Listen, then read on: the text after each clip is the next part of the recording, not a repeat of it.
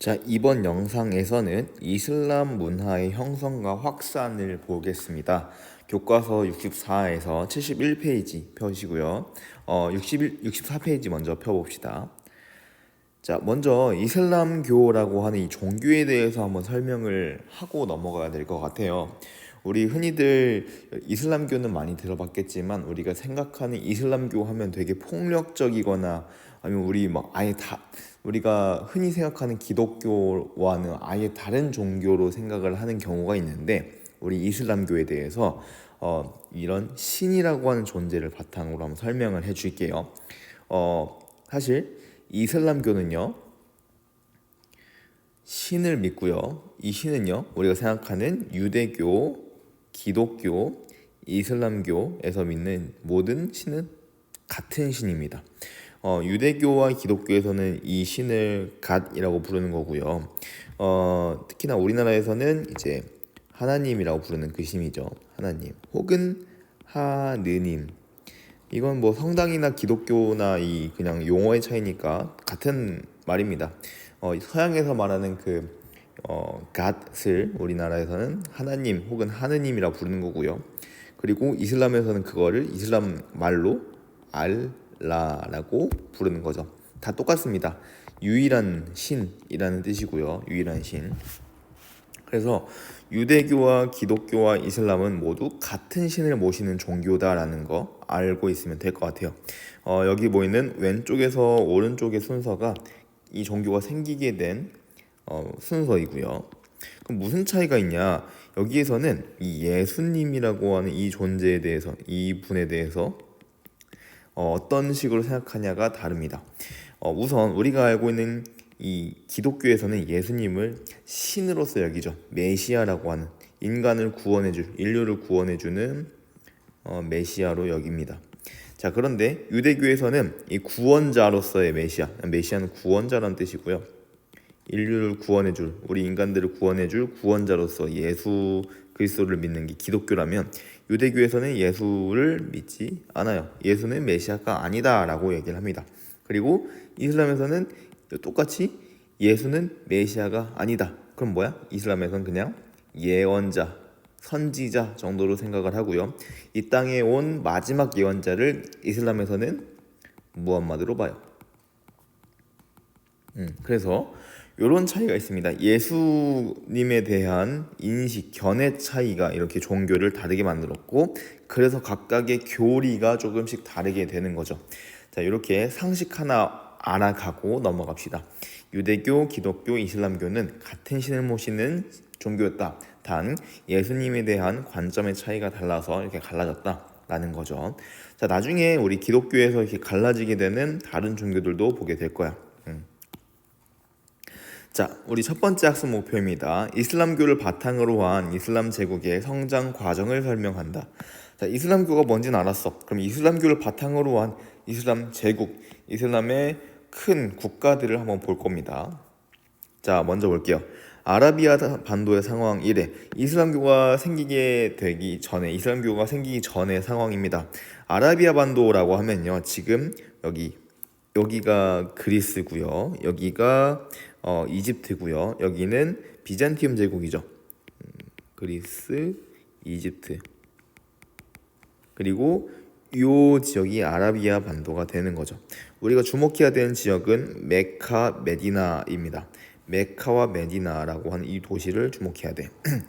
여기 아라비아 반도는 뭐냐면 우리 비단길 배웠을 겁니다. 여기 중국이 있을 거야. 지도를 좀 확장해 보면 중국에서부터 쭉 연결되어 오는 이런 길에서 이렇게 바다로도 오고요. 이런 길들이 있었는데 여기가 비잔티움 제국까지 연결되는, 유럽까지 연결되는 길이었던 거죠. 그래서 동서무역로라고 하는 이 무역로를 차지하고 무역을 활성화시킨 아라비아 반도의 교역로가 활성화되었다. 그럼 뭐야? 여기는 뭘로 먹고 사는 곳이야? 무역으로 먹고 산다, 상업으로 먹고 산다라고 하는 이런 상식을 하나 알아두면 되죠. 여기는 이때도 돈이 많았지만 지금도 돈이 많죠. 뭐가 많아서? 석유가 많이 나와서 축복받은 땅이죠. 자, 메카와 메디나라고 하는 이 도시를 기억을 해두고요. 자, 여기서 메카의 상인 장사했던 상인 출신이었던 무함마드가요, 유이신 알라, 우리가 아는 그 하나님 맞습니다. 알라를 숭배하는 이슬람교를 만들게 되었대요. 이슬람교를 창시하고 무함마드는 종래 우상 숭배 구별하고 여러 가지 있죠. 여기 중요한 거 뭐다? 인간은 평등하다라고 하는 교리를 말했다고 합니다. 인간은 모두 평등하다고 했어요. 그래서 많은 사람들로부터 호응은 얻었지만 이걸 싫어하는 사람도 있어. 누구? 또 귀족들이 싫어해서 이 귀족들이 박해를 했기 때문에 무함마드는 원래 살던 메카라는 곳을 떠나서 메디나라는 곳으로 이동하게 됩니다. 622년이래요. 이 사건을 헤지라라고 부른대.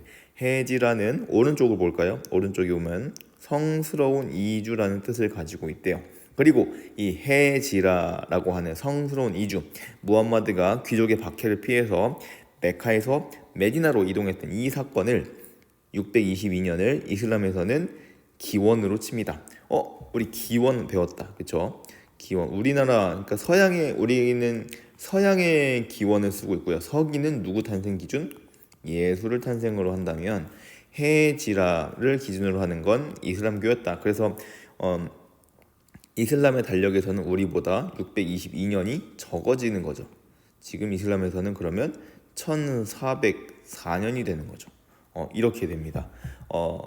공간 지역마다 문화에 따라서 이렇게 날짜를 세는 기준, 달력을 세는 기준이 좀 다르다는 것도 좀 재밌지 않나요? 역시 종교는 인간 세상에 많은 영향을 미치고 있어요. 자, 무함마드는 메디나로 가서 세력을 키워옵니다. 세력을 키워서 종교와 정치가 일치된 이슬람 공동체를 만들었대요. 자, 여기서 중요한 건 종교와 정치가 일치되었대요.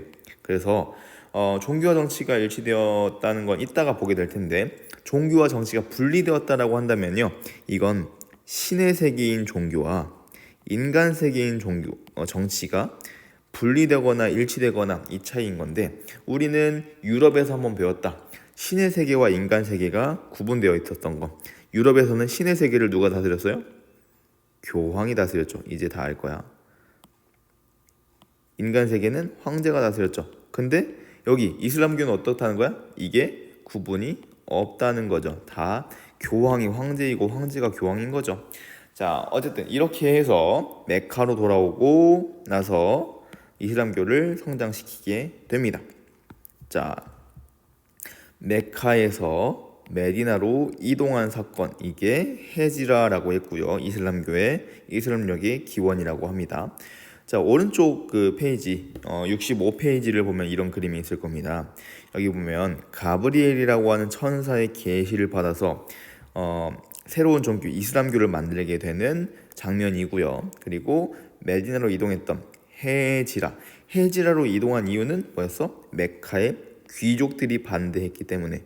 귀족들이 반대한 이유는 뭐였어요? 이슬람교가 뭘 주장했기 때문에? 평등 사상을 주장했기 때문에 라고 이해하면 됩니다. 자, 세력을 키워서 메카로 다시 돌아옵니다. 그래서 아라비아 반도를 통일하게 되고요. 그래서 이렇게 이슬람교의 첫 번째 시대가 열리게 되죠. 자, 이슬람교를 바탕으로 한 이슬람 제국의 성장 과정을 살펴볼 건데요. 이제 아직 제국은 나타나지 않았어요. 국가가 탄생하지 않아서 지금까지 본 건 이슬람교가 어떻게 나왔냐라고 하는 걸 보면서 우리가 헤지라라는 것도 봤고요. 이 헤지라를 통해서 이슬람교가 만들어지고 다시 메카에서 메카로 돌아와서 세력을 확장시켰다. 요 정도까지 본 거고요. 이제 이슬람 국가들을 볼 건데요. 이슬람 국가라고 하면 이제 역사적으로 지금은 여러 나라가 있지만 1922년이라고 하는 요 시기까지를 보면요. 총 한 5개 정도, 아니죠, 6개 정도의 시기로 구분할 수 있을 것 같아요. 이 안에 되게 복잡하지만 그냥 단순하게 말하면 이렇습니다. 첫 번째, 무함마드 시대. 자, 622년 헤지라부터 무함마드가 죽었던 632년까지 10년간의 시기를 무함마드가 통치했던 무함마드 시대라고 부르고요. 자, 그 다음에 무함마드를 이어받아서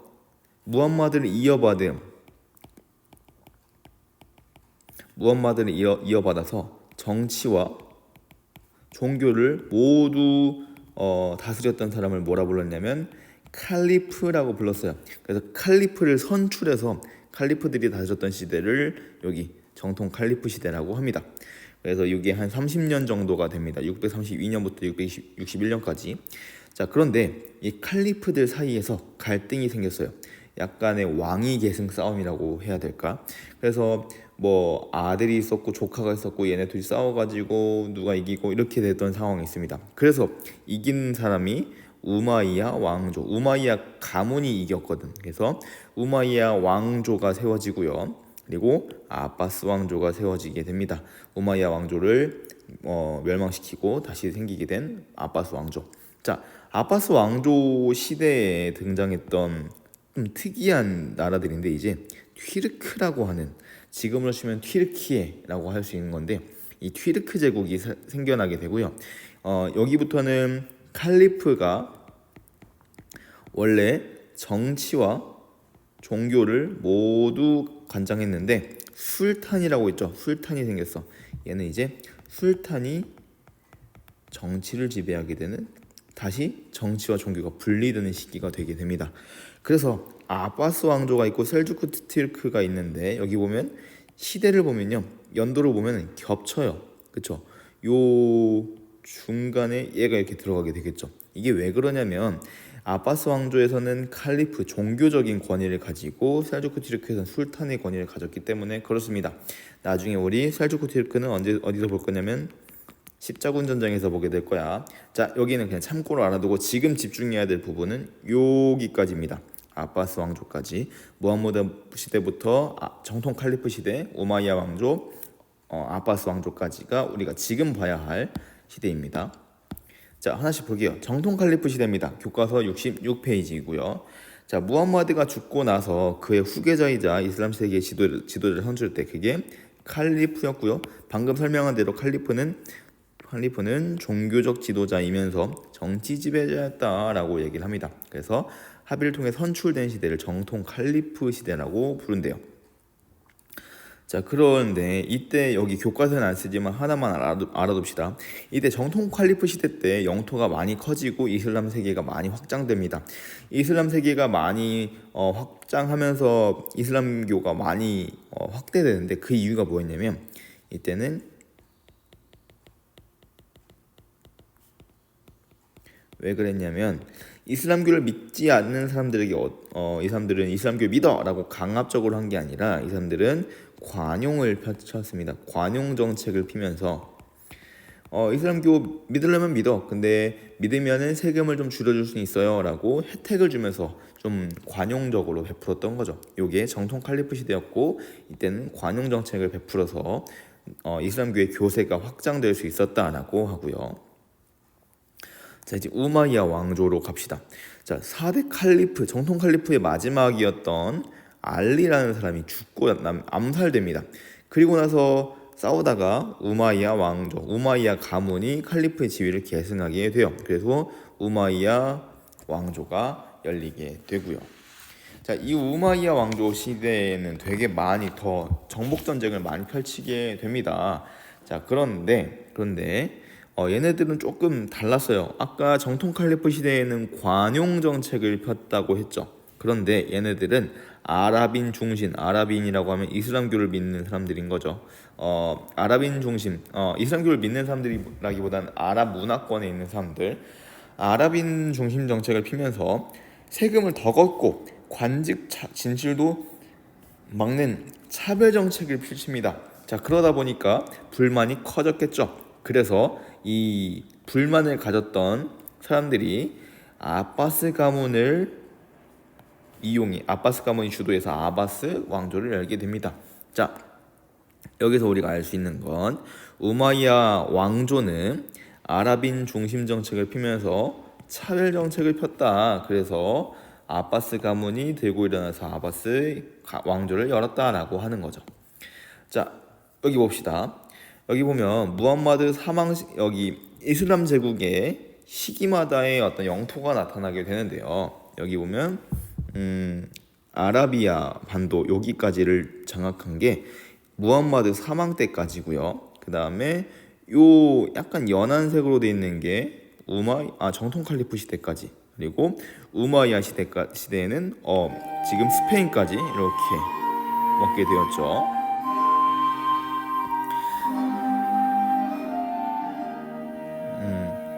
지금 학교에서 녹화를 하다 보니까 종이 쳤네요.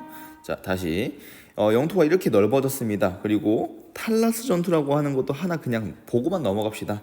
탈라스 전투는 뭐냐면 당나라가 여기 있죠. 지금 당나라, 이 시대가 당나라 시대였고요. 아바스 왕조와 탈라스에서 만나가지고 당나라와 이슬람 제국이 싸웠다, 전쟁을 했다. 여기 누가 이겼냐? 여기는 이슬람 제국이 이기게 됩니다.